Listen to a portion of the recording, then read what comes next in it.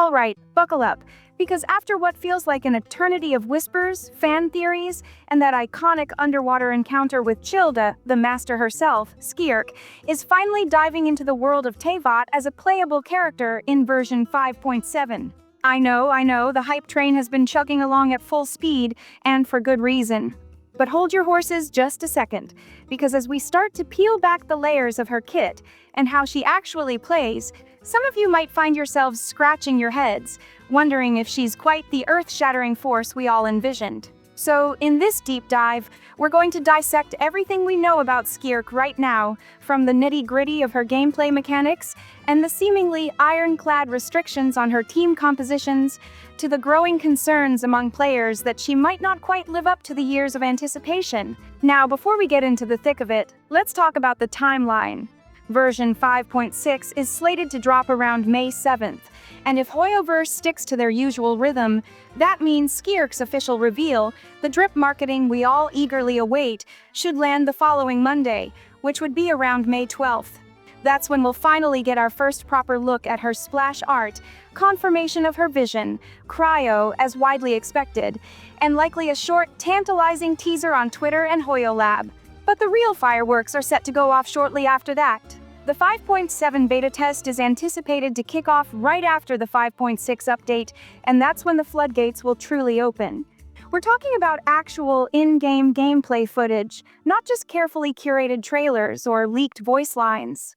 We'll get to see her animations in action, the visual spectacle of her skill effects, how her stance-swapping mechanic feels in real combat, and of course, her finalized character model in all its glory.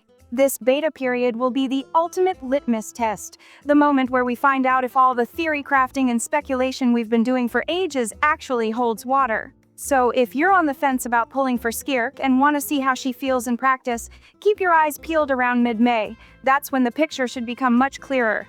Let's dive into the fundamentals. Skirk is a 5-star cryo sword user, and right off the bat, it's crucial to understand her role. She is designed purely as an on-field main DPS. Forget about summoning shadowy doppelgangers or providing any significant off-field utility. Her entire gameplay loop revolves around her being the active character, dealing damage with her enhanced normal attacks and a visually impressive elemental burst.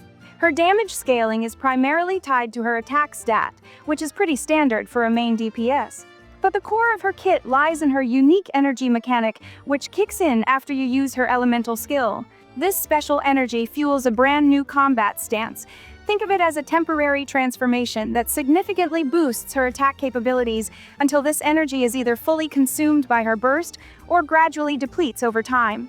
Now, this is where things take a turn towards the potentially concerning, the aspect of her kit that has some players already raising an eyebrow. Skirk's power, and I mean a significant portion of it, is heavily, almost exclusively, reliant on the elemental composition of your team.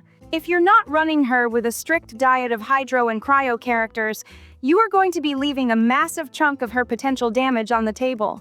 And I'm not talking about a small percentage here. Specifically, if your party includes elements outside of hydro or cryo, she loses at least 30% of her overall damage. Let me be crystal clear here, this isn't just a flat damage reduction. It's baked into how her multipliers work, specifically through her Styx Severance passive talent. Here's the breakdown. Whenever your hydro or cryo teammates deal damage, Skirk gains stacks that directly boost her own damage output. These stacks can ramp up her normal attack damage by a whopping 70% and her elemental burst damage by up to 60%.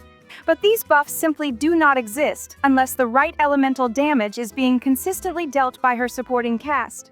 So, the moment you even think about experimenting with team compositions that include, say, a pyro sub-DPS like Shangling or a dendro applicator like Nahida, you are actively sacrificing a substantial portion of her damage potential. This kind of rigid elemental restriction is frustrating for a number of reasons. Firstly, it makes her team building incredibly linear.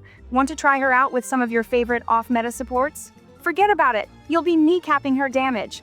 And while there are certainly some powerful hydro and cryo supports who synergize well with an on-field cryo DPS, think characters like Furina, Shenhe, and even potentially Ryothesly in certain team structures, The overall pool of viable teammates is significantly narrower compared to more flexible DPS units like Neuvillette or Navaya, who can slot into a wider variety of elemental teams. It's a design choice that feels like it actively discourages creative team compositions and locks her into very specific, predefined archetypes. Speaking of Neuvillette, it's hard not to draw comparisons, especially considering his dominance in the current Spiral Abyss. And if the whispers about the upcoming endgame content are true, his reign of effortless clearing might be coming to an end.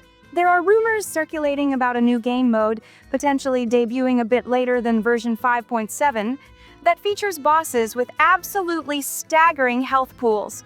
We're talking tens of millions of HP in some cases, and apparently, even powerful combinations like a Constellation 1 Neuvillette paired with a Constellation 2 Furina have struggled to bring these behemoths down within the time limits. Now, the good news is that you reportedly won't need to completely defeat these super bosses to earn the full Primogem rewards, but if these rumors pan out, it does raise a significant question. Will Skirk even be viable in this kind of ultra-tanky content? Potentially changed your mind? Let me know what you're thinking down in the comments below. Ironically, this potential shift in endgame focus might actually work in Skirk's favor. Based on what we've heard so far, this new endgame mode seems to be moving away from the current emphasis on rapid mob clearing and leaning more towards prolonged boss encounters with those aforementioned colossal health bars.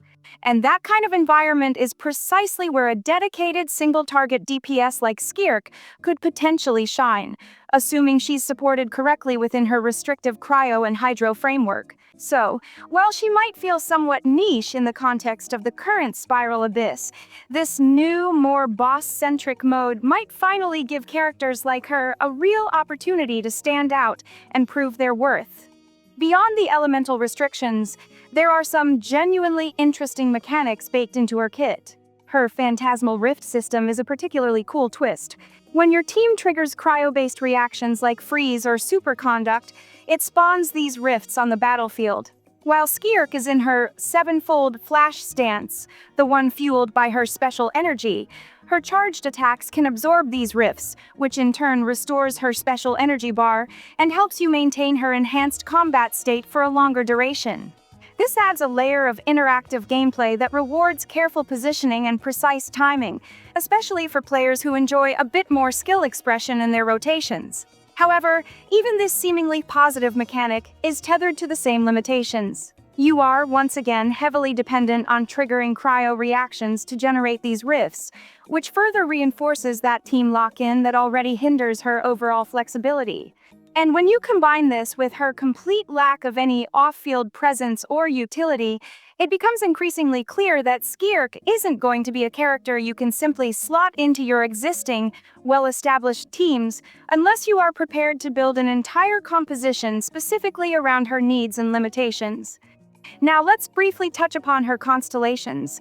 Her Constellation 1 adds some splash area of effect damage to her charged attacks when she collects those phantasmal rifts, which is a nice little damage boost and can help with dealing with smaller groups of enemies, but it's not exactly a game changer.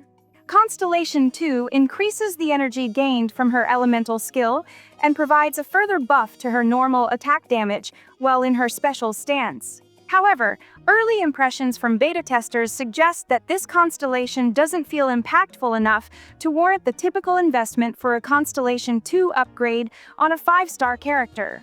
So, what's the initial verdict here? Right now, based on the information we have, Skirk feels like a character designed for a very specific playstyle and an extremely narrow range of team compositions. If you are a dedicated fan of cryo and hydro synergy, and especially if you already have invested heavily in characters like Furina and Shenhe, then she might slot perfectly into your existing roster and become a powerful on-field carry within that specific framework. But if you were hoping for a more universal main DPS, a character you could comfortably throw into a variety of team comps without significant damage loss, you might find yourself somewhat disappointed. In some ways, her current design feels reminiscent of characters like Sino or Dehya, conceptually cool with unique mechanics, but ultimately difficult to use effectively outside of one very specific and often restrictive team archetype. Of course, it's crucial to remember that we are still in the beta testing phase, and we have seen significant last-minute adjustments and tuning changes happen before character releases in the past. So, it's definitely worth keeping a close eye on how her final kit evolves in the lead-up to version 5.7's release. But as things stand right now, the immense hype surrounding Skirk might be significantly higher than what her actual in-game performance can deliver, unless you are fully prepared to commit to building your entire team around her specific strengths and accept the inherent limitations that come with her design. So, I'm genuinely curious to hear your thoughts on all of this. Were you planning to pull for Skirk no matter what, fueled by years of anticipation? Or has this initial look at her kit and team restrictions potentially changed your mind? Let me know what you're thinking down in the comments below.